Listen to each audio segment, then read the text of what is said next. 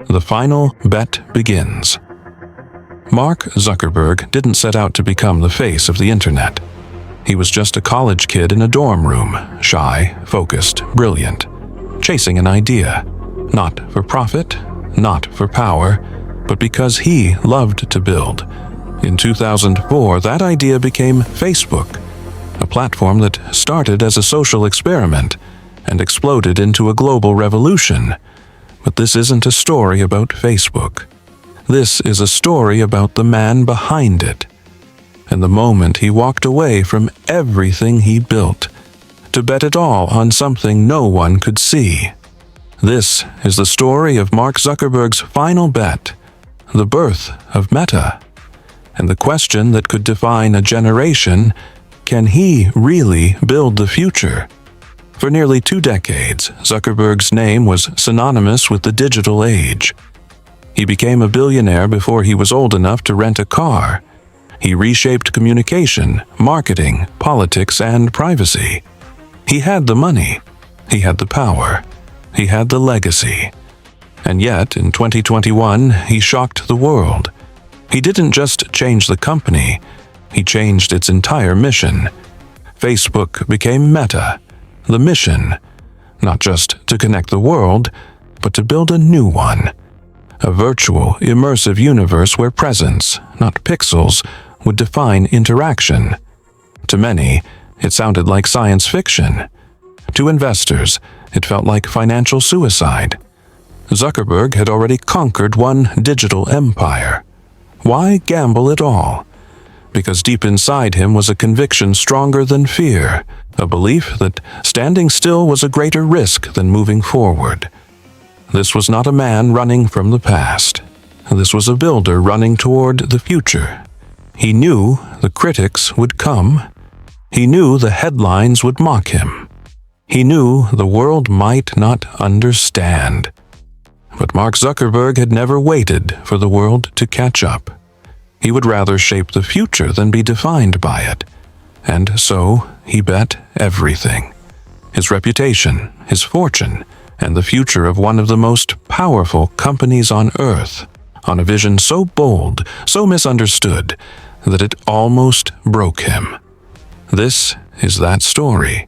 It is a story of vision, risk, failure, and relentless belief. It is not about virtual reality.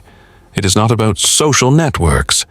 It is about a man who already changed the world once, asking himself, "Can I do it again?" Welcome to Mark Zuckerberg's final bet. Can Meta really build the future? The boy who saw patterns.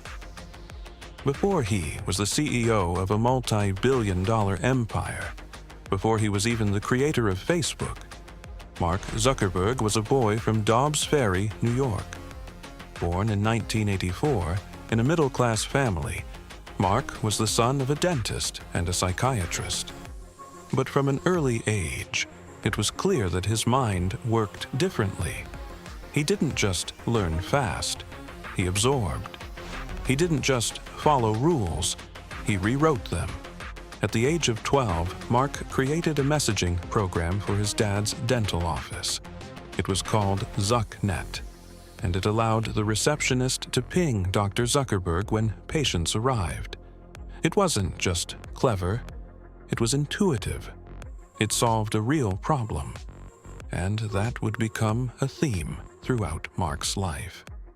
At Phillips Exeter Academy, a prestigious prep school, he began coding with more seriousness. He created music players, game software, and apps that ranked people based on attractiveness, foreshadowing what would later become the seed of Facebook. But more than his skills, it was his obsession that stood out. He wasn't coding for fun. He was coding to create, to understand, to control and reshape how people interacted.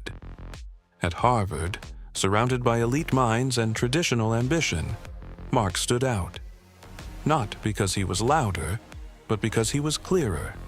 While others chased internships or law school, Mark was writing the early code for something that would become an unstoppable force, the Facebook.com. When it launched in 2004, it was an instant hit. First within Harvard, then to Ivy League schools, then beyond. By 2005, Facebook wasn't just a college platform. It was a phenomenon. And in that moment, Zuckerberg made a decision that would define his trajectory. He dropped out of Harvard and moved to Silicon Valley. He didn't want to be a student. He wanted to be a founder. The next 10 years would be a whirlwind of growth, expansion, and influence. He scaled Facebook from a college directory into a platform used by over 2 billion people. He survived the social media wars, beat competitors, and turned a simple platform into a global superpower. His decisions weren't always popular. He acquired Instagram. Critics laughed. But Instagram became a pillar of social commerce and culture. He bought WhatsApp. Many called it excessive, but it secured his hold over global messaging. He even tried to buy Snapchat, and when they refused, he cloned their features. Zuckerberg wasn't just a coder anymore. He had become a ruthless operator. But the cost of growth wasn't cheap. With Facebook's scale came scrutiny, privacy scandals, fake news, election interference, mental health concerns. And at the center of it all was Mark. He testified before Congress. He became a meme, a symbol of Silicon Valley excess and indifference. The public didn't just question Facebook. They began to question him. Was he building tools for connection or machines for manipulation? Internally, the company wrestled with identity. They had grown too big to be agile, too public to be bold, too controversial to be loved. And yet, through it all, Mark was evolving. He didn't just want to scale Facebook. He wanted to reinvent interaction. He began studying hardware, augmented reality, virtual spaces, the idea of presence, of making people feel there, even when apart. And quietly, behind the scenes, a new idea began to grow. What if the next internet wasn't on screens? What if it was around you? What if your identity, your relationships, your work, all existed in a shared digital space? Not a feed, not a like button, a world. And in that moment, the seed of Meta was planted. Not in a boardroom, not in a PR pitch, but in the restless, relentless mind of a builder who, once again, saw something the rest of us didn't. Zuckerberg wasn't pivoting because Facebook was failing. He was pivoting because he believed the future demanded it. And when he finally unveiled that vision to the world, everything would change. The leap into the unknown. When Mark Zuckerberg finally made the announcement in October 2021, the world froze. Facebook is now Meta. The name change was more than a rebrand. It was a declaration. This wasn't just about changing logos or updating mission statements. It was about dismantling one empire to build another, from scratch. He called it the Metaverse, a persistent, immersive digital environment where people could work, play, and connect through virtual reality, VR, augmented reality, AR, and everything in between. Investors were stunned. Employees were confused. The public was skeptical. But Zuckerberg was undeterred. He redirected billions, tens of billions, from the core Facebook business into building out reality labs, the division responsible for Meta's AR/VR tech. He showcased avatars, virtual meetings, horizon worlds. The Metaverse was pitched as the successor to the mobile internet. But Wall Street didn't buy it. Meta's stock plummeted. The company lost over $700 billion in market value within a year. Reality Labs was bleeding money, over $10 billion annually. Critics called it reckless. Executives jumped ship. headlines declared Zuckerberg had lost touch with reality. Even within Meta, morale was shaky. Engineers questioned direction. Product teams were confused. Some whispered, was the emperor building an empire no one wanted? And yet, Zuckerberg didn't flinch. He doubled down. In public addresses, he reaffirmed the vision. The Metaverse wasn't a side project. It was the future of the company. He saw what others didn't, that smartphones wouldn't be our last stop, that interfaces would become invisible, that digital spaces would feel as real as physical ones. He believed that whoever controlled the next platform of interaction, immersive reality, would control the future of the internet.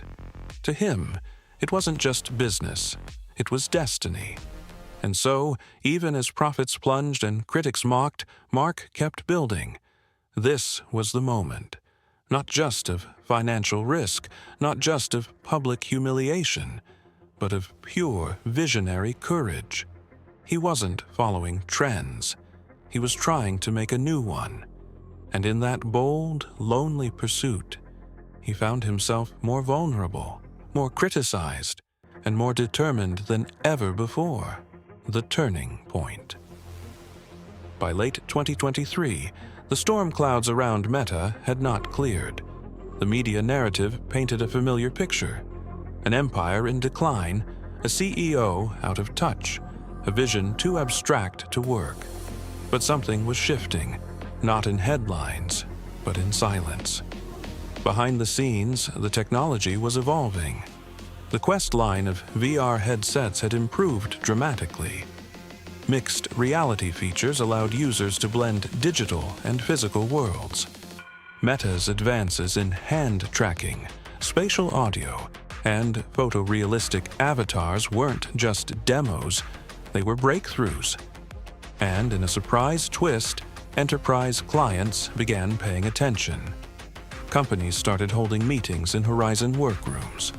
Designers used AR tools to collaborate in real time. Educators explored immersive learning experiences that couldn't be replicated in classrooms. Slowly, the Metaverse was no longer just a tech demo.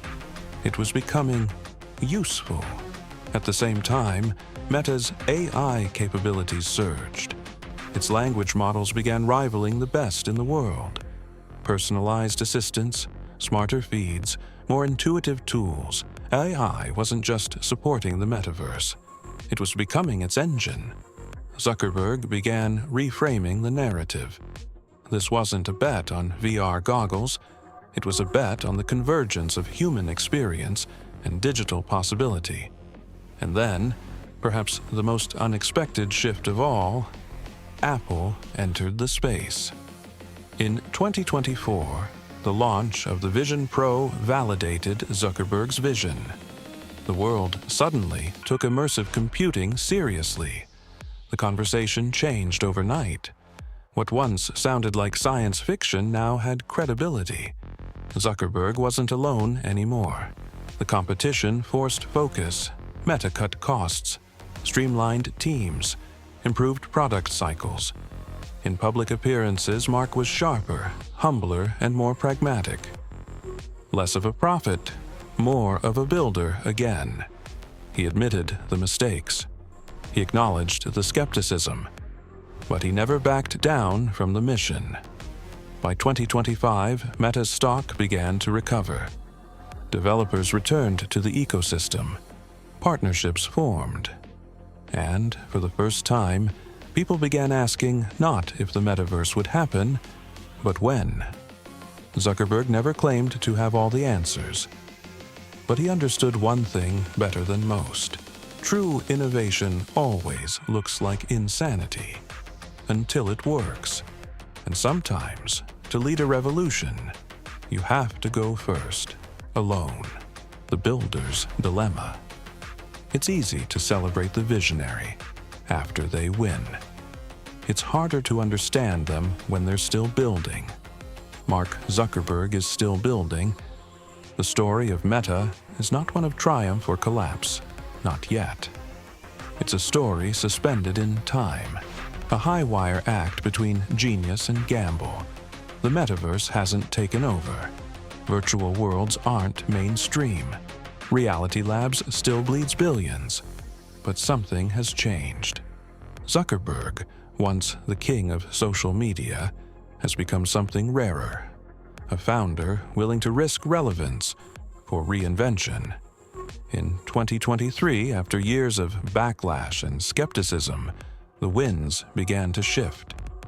Apple launched its own spatial computing device, validating the space Zuckerberg had long pursued. Major tech firms started investing in mixed reality, digital identity, and AI-infused environments. The metaverse wasn't dead, it was just early. And that's the lesson most miss. Zuckerberg didn't bet on a product, he bet on a timeline. He bet that humans will always crave deeper connection. That technology, for all its faults, can still bring us closer. That building the future is messier and lonelier than anyone admits. He knows he might be wrong. He knows the bet might never pay off. But he's made peace with that. Because for Zuckerberg, the goal was never just success. The goal was progress, to move the needle, to shift the world forward even if no one claps at first. That's the dilemma of the builder. You're either early or irrelevant. You're either misunderstood or obsolete. You're either mocked in the moment or worshipped in hindsight. And if you're lucky, if you're persistent, if you refuse to quit, you just might live long enough to be understood. So what can we learn? Whether you're a startup founder or a student, a business leader, or a dreamer, the lesson is the same. Have the courage to bet on what you believe, even if no one else sees it yet. Progress doesn't come from playing it safe. It comes from people willing to leap before the world is ready.